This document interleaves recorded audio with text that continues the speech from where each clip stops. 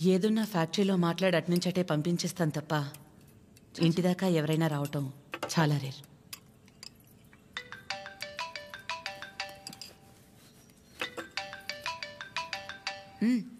మాట్లాడు, పర్లేదు. పర్లేదండి. అంటే 9 అయింది కదా, తిన్నానా లేదా అని అమ్మ ఫోన్.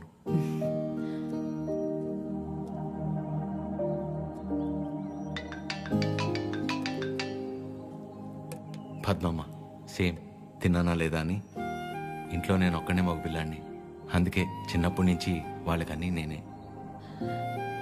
ఒకసారి రమ్మని చెప్పు మీ ఇంట్లో వాళ్ళని.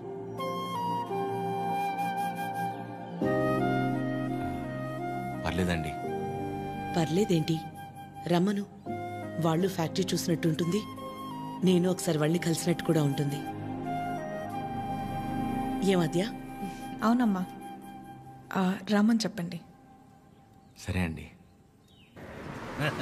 అవన్నీ నేను చూసుకుంటాను లేరా ప్రేమ్. నిన్ను నువ్వు అద్దంలో మాత్రం చూసుకోకరా రే.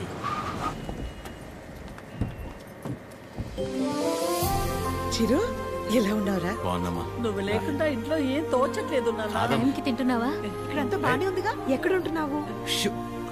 అన్నీ ఇప్పుడే చెప్పాలా, తర్వాత చెప్పచ్చా? సరే సరే, తర్వాత మాట్లాడుకుందాం. బకుల గారు నమస్తే. నమస్తే. లక్ష్మమ్మ, పద్మమ్మ, శారదమ్మ, శాంతమ్మ, గౌరమ్మ. అందరూ అమ్మలు. సరే, ఇంతకీ అసలు అమ్మెవరో? కడుపులో 9 నెలలు మోసాను కాబట్టే సీనియర్ అనే తప్ప వాడి విషయంలో అందరూ ఈక్వలే. ఆద్య ఎక్కడ? అంటే పద్మమ్మ అందరినీ బాగా కలిపేసుకుంటుంది అనమాట. కీర్తన పెళ్లి జరిగింది కదండి, అక్కడ కలిశారనమాట. అంతే కదా? ఇంట్లో ఉంది.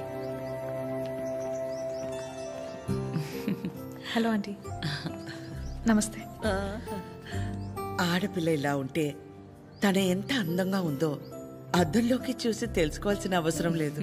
తనని చూసే వాళ్ళ కళ్ళలోకి చూస్తే చాలు నా దిష్టే తగిలేలా ఉంది. ఆద్య, నీకోసం పనీర్ జిలేబీ. డబ్బా ఇవ్వకపోయినా పర్లేదు, మొత్తం తినేసాయి.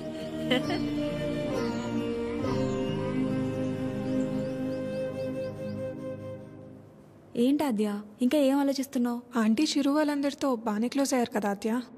అదే ప్రాబ్లం ప్రవళిక. అనుమానం ఉండి అబద్ధమని తెలిస్తే కోపంతో పోతుంది, కానీ ఇంత నమ్మాక నిజం కాదంటే తట్టుకోలేదు. అండ్ దాట్ టూ, ఇదంతా తెలిసి నేను సైలెంట్గా ఉన్నానని మా అమ్మకు తెలిస్తే ఎవరున్నా లేకపోయినా నా లైఫ్లో అమ్మ ఉండాలి. ఎవరి ద్వారానో ఈ విషయం ఆంటీకి తెలిసే కంటే నీ అందరూ నువ్వే వెళ్ళి చెప్పడం కరెక్ట్ ఆద్య.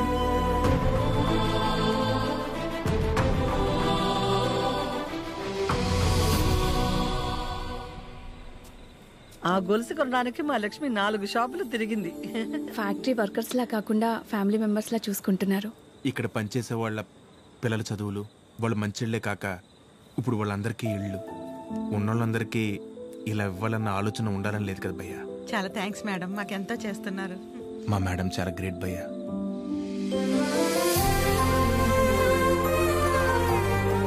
సరే సరే.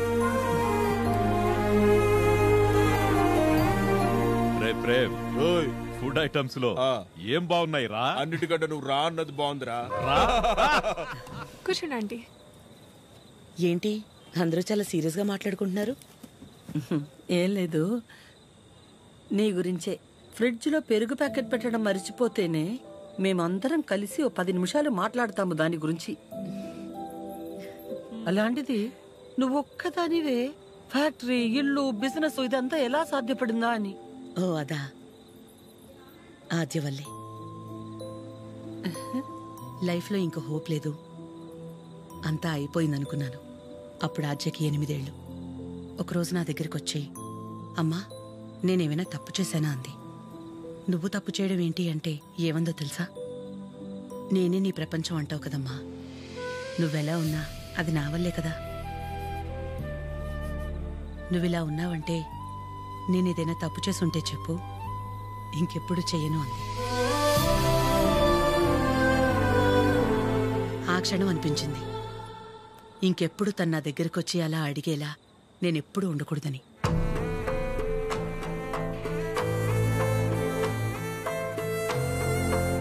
అందరిలా నా కూతురు కాదన్న నమ్మకమే నా బలం.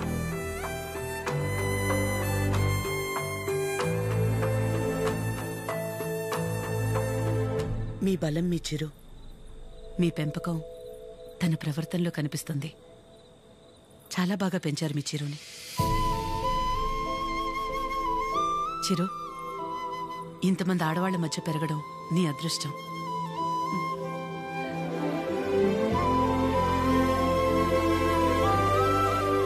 ఆస్తులు అంతస్తులు ఎవరైనా ఎలాగైనా సంపాదిస్తారు, కానీ ఓ ఆడదాని దగ్గర నమ్మకం సంపాదించాలంటే క్యారెక్టర్ ఉండాలి. ఎలాంటి పరిస్థితుల్లోనూ ఏ కారణం చేత నీ వల్ల వాళ్ళకి ఏమచ్చా రానివ్వదు.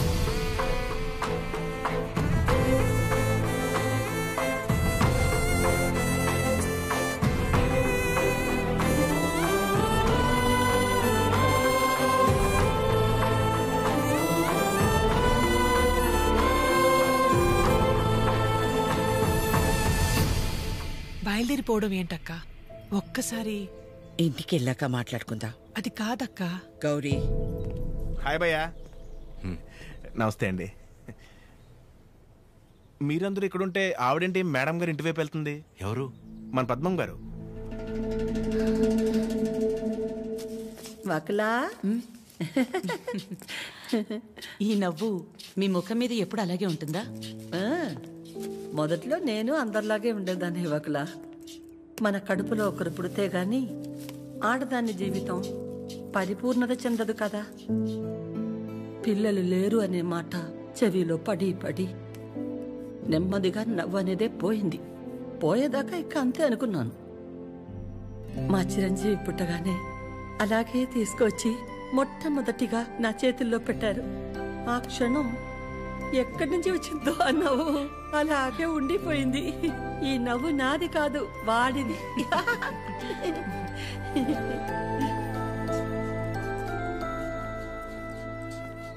నీకు మొక్కలంటే బాగా ఇష్టమా వకులా? ఈ మొక్కల విషయంలో మాత్రమే ప్రపంచం ఆడా మగానే తేడా చూడదు. మా చిరు కూడా మొక్కలంటే బాగా ఇష్టం. ఇంట్లో ఎటు చూసినా ఉంటాయి. అన్నీ వాడు తెచ్చినవే. మా ఇంటికొచ్చి చూడాలి. ఎప్పుడు సందడే, నవ్వు లేకుండా నిమిషం ఉండదు. నువ్వు కనుక మా ఇంటికి వస్తే ఫ్యాక్టరీ వద్దు ఏమీ వద్దని అక్కడే ఉండిపోతావు. వీలు చూసుకుని ఒకసారి వస్తాం. ఒక్కసారి ఏంటి వకులా, నువ్వు అనాలే కాని ఆద్య ఇల్లు నీ ఇల్లు కాదా ఏంటి? మా చిరుకి ఆద్య అంటే ప్రాణం. ఆద్యకి కూడా మా చిరు అంటే చాలా ఇష్టం. కానీ నీ గురించి ఆలోచించే మా చిరుకి ఆద్య దూరం అయింది. అందుకే అందరం కలిసి చిరుని ఇక్కడికి పంపాము.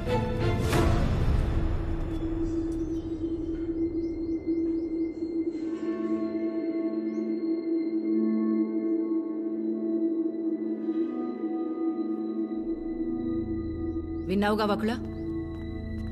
వాడు వచ్చినప్పుడే చెప్పాను, వద్దు ఏదో తేడాగా ఉంది అని. నా కళ్ళకు అందరూ అలాగే కనపడతారన్నావు. ఇప్పుడు చూడు, నా కళ్ళకు కనిపించింది నిజమైందిగా. సరిత గారు, మాట్లాడకు. మీరు ఆడాళ్లేగా. సాటి ఆడదాన్ని మోసం చేయడానికి మనసెలా ఒప్పింది? అసలు నిన్ను తన్నాలే పట్టుకుని. అమ్మా, నువ్వు నోర్మే. ఏంటి అద్యా ఇది? వాళ్ళంటే ముక్కు మొహం తెలియని వాళ్ళు. మీ అమ్మ గురించి పూర్తిగా తెలిసిందానివి నువ్వే ఇలా చేస్తే ఎలా? తనకున్న ఒకే ఒక్క నమ్మకం నువ్వు అందరిలాగానే అనిపించావు కదా. అయినా మిమ్మల్ని అనాలి. ఏం పెంపకమో ఏమో. పెంపకం గురించి ఎందుకండి? ఏ అంత రోషం పొడుచుకొచ్చింది? చేసే ముందుండాలి. ఎందుకు అలా మాట్లాడుతున్నారు? ఇంకా మాట్లాడుతున్నాను, సంతోషించండి. అక్క, ఇదంతా మనకు అవసరం. పద వెళ్దాం. ఇంకా నుంచున్నారే, పదండి. సిగ్గుండాలి. అమ్మా ఆగమ్మా, ఏ ఏ ఆగు. నువ్వు అరిచి గోల చేసేంత ఘోరం ఏం జరిగిపోలేదు ఇక్కడ. ప్రేమించిన అమ్మాయి కోసం వచ్చాడు, అంతేగాని ఎవరినైనా మోసం చేశాడా? ఎవరితోనైనా తప్పుగా ప్రవర్తించాడా? తప్పుగా చూపైనా చూశాడా? వాడిక్కడికి రావడం వల్ల ఎవరికైనా మంచి జరుగుంటుంది తప్ప నష్టం ఏం జరగలేదు. వకుల, పిల్లలిద్దరూ మన ఇష్టాలకు గౌరవం ఇచ్చి మన సంతోషం గురించి ఆలోచిస్తున్నారు. ఒక్కసారి వాళ్ళ ఇష్టం గురించే ఆలోచించడంలో తప్పే ఉంది.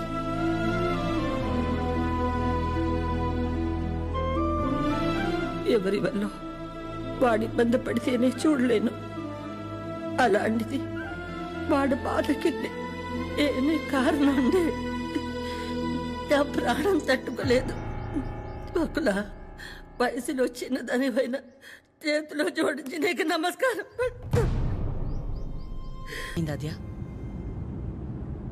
ఏమైందమ్మా? నేనే నీ ప్రపంచం అంటావు కదా, నువ్వెలా ఉన్నా దానికి నేనేగా కారణమవుతాను. మరి నువ్విలా ఉన్నావంటే నాకు తెలియకుండా నేనేదైనా తప్పు చేసి ఉండాలి, లేదా నీ ప్రపంచమైనా మారుండాలి. నా ప్రపంచము మారలేదు, నువ్వే తప్పు చేయలేదు. నీ తర్వాతే నాకు ఏదైనమ్మా. తన ఫ్యామిలీని తీసుకెళ్ళిపోమని చెప్పడానికి చిరుని కలిశాను. మా అమ్మ గురించి నీకు తెలియదన్ను అంటుంటే ఏ వందలే ఆవిడకి నేను దగ్గరైతే సరిపోతుంది అనుకున్నా. కానీ ఆవిడ నాకు దగ్గరేక తెలిసింది నువ్వే కరెక్ట్ అని. ఒకవేళ ఈ అమ్మ నీ విషయంలో తీసుకురా నిర్ణయం ఏదన్నా తీసుకుంటే ఆ గిల్ట్ని నేను తట్టుకోలేను. అందుకే ఎలా వచ్చాను అలాగే వెళ్ళిపోతాను. ప్రతి మగాడి విషయంలో సమస్య వేరు, పరిష్కారం వేరు. కానీ ఆడదాని విషయంలో సమస్యను అర్థం చేసుకుంటే చాలు, అదే పరిష్కారం.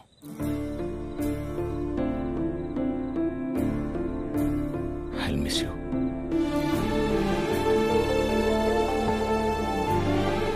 ఎవరన్నా ప్రేమించిన అమ్మాయితో ఐ లవ్ యూ చెప్తారు,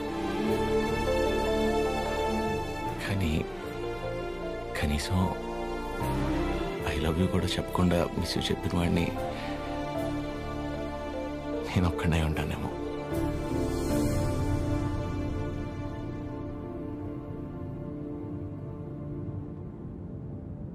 ఇప్పటిదాకా నేను ఒక్కదాన్నే నీ గురించి ఆలోచించాను, కానీ ఈ విషయంలో వాడు కూడా నీ గురించి ఆలోచించాడు.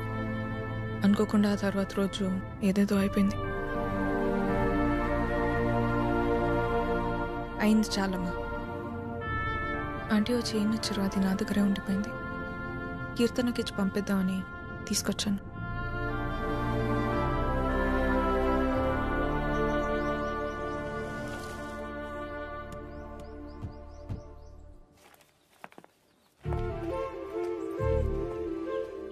ఏంటి పద్మ, ఎవరు? ఏంటి, ఎందుకు అలా నిల్చుని చూస్తున్నావు? రండి, రామ్మా. వెళ్ళి లోపలికి తీసుకురా. నువ్వు వెళ్ళు. పద్మ రండి, రామా కూర్చోండి. రా కూర్చో.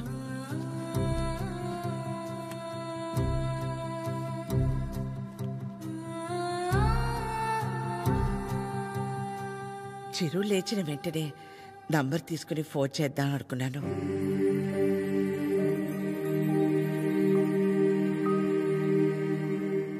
కాఫీ టీ ఏమైనా? పర్లేదు, థ్యాంక్ యూ. ఏమొద్దు. కాఫీ టీ అంటే 10 నిమిషాలు పడుతుంది కదా. ఈ లోపు మనం ఎక్కడ ఏదో అడుగుతామని భయపడుతున్నారు. మనేమి అడగమని చెప్పేసి అది.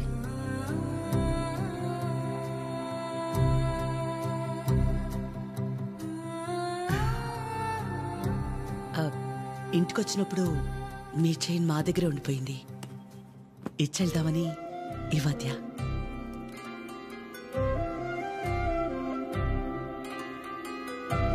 తొందర ఏముంది, తర్వాత అయినా ఇచ్చి ఉండొచ్చు కదా. తొందరని కాదు, ఎలాగూ వస్తున్నాం కదా అని. నేను వెళ్తాను. అది పద్మ ఆగు, వాళ్ళు వచ్చారుగా. ఎందుకు అది ఉండి నేనుండబట్లేక ఏదో అంటాను, మళ్ళీ ఏదో అవుతుంది. నా వల్ల అయింది చాలదా?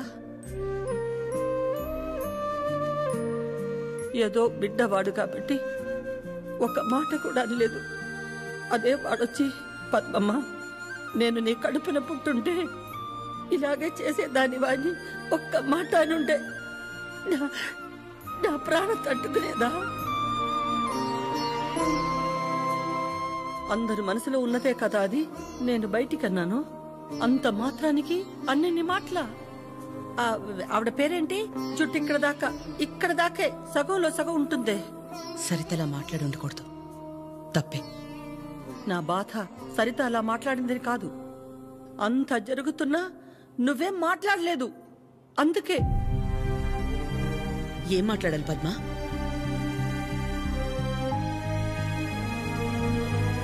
నా ప్లేస్లో మీరున్నా నాలాగే సైలెంట్గా నించునేవాళ్ళు. మీలా కాదు నా గతం. మీలా ఒకరికి 10 మంది లేరు నా గతంలో.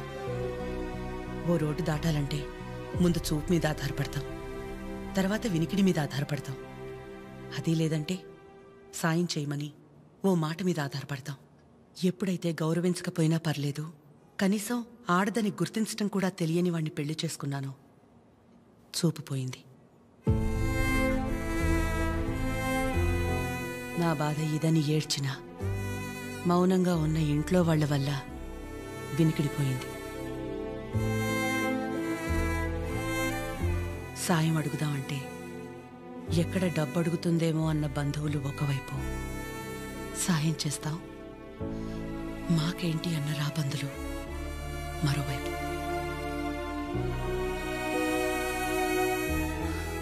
అయినా ఆగిపోకుండా ముందుకు నడిచానంటే ఒక్కో అడుగు ఎంత నరకమై ఉంటుంది. ఒకరిని నమ్మడం, దగ్గరవడం కాదని తెలిసి మనం బాధపడ్డం ఎందుకని నమ్మడమే మానేశాను. చాలా కాలం తర్వాత మీ చిరుని నమ్మాను, మీకు దగ్గరయ్యాను. మళ్ళీ అదే అంటే ఆ రోజు నేనేం మాట్లాడాలని ఎక్స్పెక్ట్ చేసావు పద్మ? వకుల, నువ్వు ఒక్కదానివైనా మేం 10 మంది అయినా పిల్లల విషయంలో మనం అందరూ ఒకటే. చిరు అనుకుంటే ఎంతసేపు మా అందరినీ కాదని ఎవరో ఒకరిని పెళ్లి చేసుకోవడం. ఆద్య అనుకుంటే ఎంతసేపు, కానీ మా అమ్మ 100% కరెక్ట్. తన తర్వాతే నాకు ఎవరైనా అని చిరుని మర్చిపో అంది. వాళ్ళకంటే ఎక్కువగా వాళ్ళు మనమే ముఖ్యం అనుకున్నారు. ఇలాంటి పిల్లలు దొరకడం మన అదృష్టం. వాళ్ళు కలిసి ఉంటే హ్యాపీగా ఉంటారని వాడిని పంపించామే తప్ప నేను బాధ పెట్టాలనో మోసం చేయాలనో కాదు. నేను మాత్రం ఆలోచించినా ఎక్కడ నేను బాధపడతానేమోనని. తన ఇష్టాన్ని పంచుకోకపోగా నేను అపార్థం చేసుకుంటే కోపాన్ని కూడా చూపించకుండా తనలో తనే ఏడ్చిందంటే ఎన్ని కష్టాలిచ్చినా దేవుడు నాకిలాంటి కూతుర్ని కూడా ఇచ్చాడని తెలుసుకోవాలనే కదా. అమ్మా, ఎందుకమ్మా ఇదంతా ఇప్పుడు?